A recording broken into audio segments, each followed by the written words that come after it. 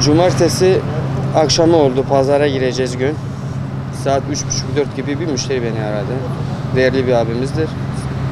Beni aradı. Bana dedi ki 7 tane çorba getirir misin? Tabii ki dedim. 7 tane çorba aldım götürdüm.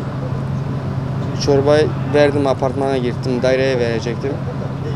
Ondan sonra motor sesi geldi birden.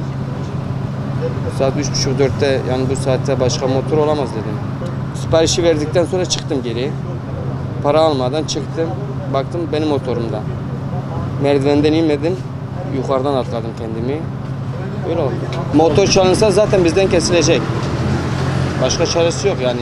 Çünkü bize alırken, biz işe girirken bize zimmetli olarak veriyorlar bize motorları, kaskları, poz cihazları. 4 ay 5 ay çalışmam lazım. En düşükten bahsedeyim. Şu anda o motor 60.000 lira sıfırı. Şu anda ikinciye, şu an en kötü motorumuzu satsak şu anda 40 milyar fiyat geliyor. Benim gözlerim kararladı. Mecbur atmakta başka çarem yoktu. Mecbur atladım. Motora da zarar geldi, bana da zarar geldi. Benim elim ağrıdı. Ben zannettim elim kırıldı. Farkındasınız, dengesiz de düştüm orada ben. Zaten polise gösteriyorum, polis kendi gülüyor. Polis öyle şeylerle uğraşmazlar.